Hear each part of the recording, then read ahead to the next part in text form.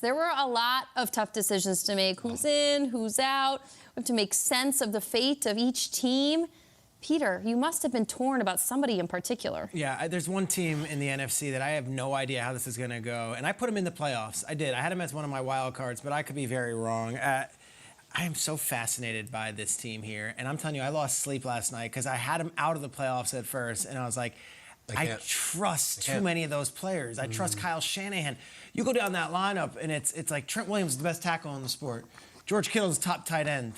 You go right through it. Freddie Warner, Armstead, Bosa. This isn't just going to be a team led by a quarterback. It's going to be a full team effort. And yet that quarterback has so little experience. The Eagles and the 49ers we've been talking a bunch about. And in the Eagles, we say, we don't know about that quarterback position. We don't know if that quarterback position is good enough. We don't know if Jalen Hurts is going to be good enough. The Niners, same thing, right? Same thing. Is this guy going to be good enough? Take a look at the breakdown of experience in college and pros to Jalen Hurts and Trey Lance. Yeah. Jalen Hurts started 42 college games. Trey Lance, 17. Jalen Hurts has already started 19 NFL games. Trey Lance, 2. Jalen Hurts has played NFL careers more than Trey Lance has already. And yet lost his job. We're putting them in the same breath. We're like, well, young quarterbacks. Yeah. You can go right down the list. Tua, right? Trevor Lawrence. Those guys have big experience. Trey Lance has no experience. Trey Lance has never played at any big stage, and they are putting a Super Bowl team in his hands. It is a fascinating dynamic, one that I don't think we've ever seen before. You could say Mahomes, those Chiefs teams, Mahomes was lighting it up in practice the year before. Mahomes had those Texas Tech records. Trey Lance could end up being the best quarterback in the NFL someday. But right now, we at this table do not know. We in the audience do not know. And gosh, Kyle Shanahan and John Lynch are putting a lot of eggs in that basket, hoping that they are right with that decision. The 49ers, I'll tell you right now, they might be my Super Bowl pick out of the NFC. That's how much I like that coaching staff, and that's how much I like the rest of the team. But the question mark I have about that quarterback position is looming so large. Jalen Hurts has played nearly 50 more games than Trey Lance. 50 more games. Jalen Hurts. Trey Lance, so little experience, so raw, and yet he's being thrown right into the fire. That one's keeping me up at night. Right into the fire, man. It's a few teams that kept me up that you're back and forth. Are they in? Are they out? The New Orleans Saints were the team for me that I was kind of back and forth on. And I was like, is Jameis going to get it done? Blah, blah.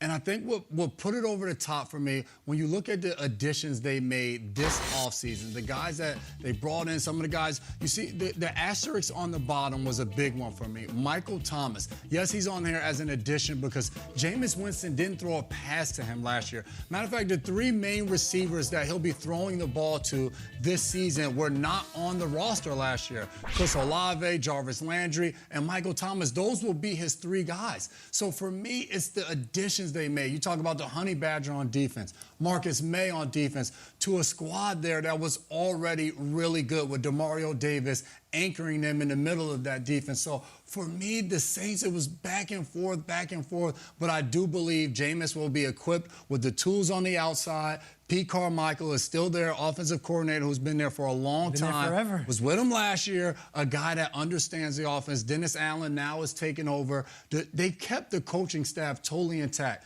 Darren Rizzi, the special teams coordinator, he recruited me coming out of high school to Rutgers. He's still there, now became the assistant head coach. So there's a lot of things. Yes, Sean Payton is gone. You're going back and forth with it, but keeping so much intact around those players with the additions they made, I felt like that's what pushed them over the edge and gave them a wild card spot for me. I like it. I had one team, and I'm going to talk about 2 because what's going on? I am getting some heat. She's I am getting some heat. I had put her laptop away. I had picked the Packers to talk about in this segment, and then I mean, man, the conversation that is going down on Twitter right now about me not having these 2 quarterbacks, and Peter brought it up, is astounding. I mean, they all have to pick teams too, people. You know that, right? I'll start here. It's more than just about the quarterback. I think the Chiefs' defense, they have to go up against some formidable offenses in their division this year. I mean, they have, by far and away, the most challenging schedule in the NFL this season. And some teams just don't make it. And we could be having a graphic in March next year of Chiefs losing games by 7 games by 5 collective points or something ridiculous like that, 7 points. Like that could really happen to them, and that's okay. And that just might be the reason why they're not making the playoffs. Their division is impossible. And it just so happens that I think this might go down for the Kansas City Chiefs. They're an excellent team, but I just don't see them in the postseason. Jamie, can I help you? Yes. I remember it was our former colleague, James Jones, a great wide receiver, who said, I think the Chiefs are going to finish 4th in the West. Right. He said, they have the worst defense in the division, and they're weak on the outside. I don't think they got better this year. You are not on an island at all.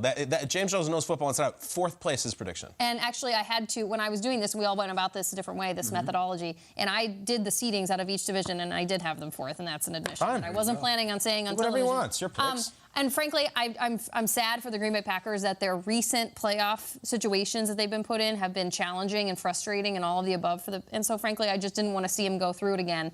And I think their division is challenging, and I think there's weird stuff going on in Green Bay that I would love to see if they figured it out. But, man, those two, I was more torn about this than the Chiefs than I was about the Packers. Okay. Fine. And it was more so from a division standpoint. But, woo, doggy, it is not pretty out there. Woo, doggy.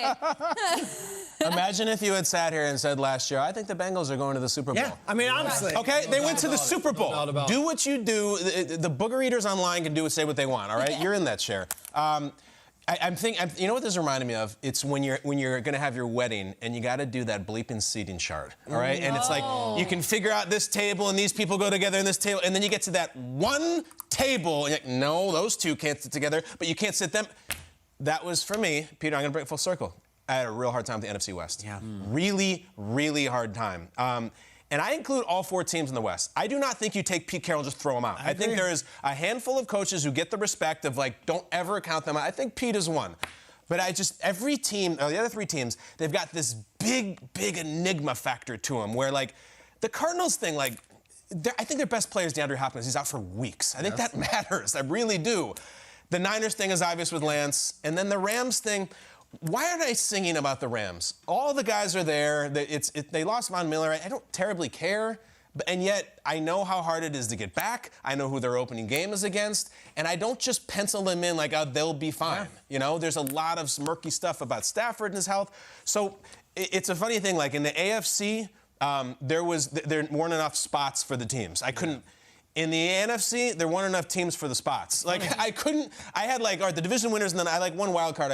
Who do I put in these 2 spots? I don't like anybody, so you got to put them in. And an NFC West was driving me batty. I know this team in particular. I'm going to throw this Cardinals hat. Now, Jason and I both have the Cardinals going to the playoffs. Yeah. I know this team has been perplexing you all offseason. Take a little moment on the Cardinals. All right, so what you like about them is Kyler motivated. Is Kyler wired that way? Are we, we can talk all up and down about you can't pick the Saints because I don't know if you can trust Jameis. You can trust him? Has he earned our trust to say, I'm going to stake my reputation on the Arizona Cardinals going 12-5 this year? I don't know. He's a really talented guy, and he's got a lot going on for him. But the DeAndre Hopkins thing is massive. Respectfully, I don't know if I trust Cliff yet either, especially going against Kyle and McVay and Pete. So it's to go out and say definitely better than those. It's not that I don't like this team. Yeah. You have to like them better than the other teams in the division, and the other teams have too much going on for them. But this team is rough.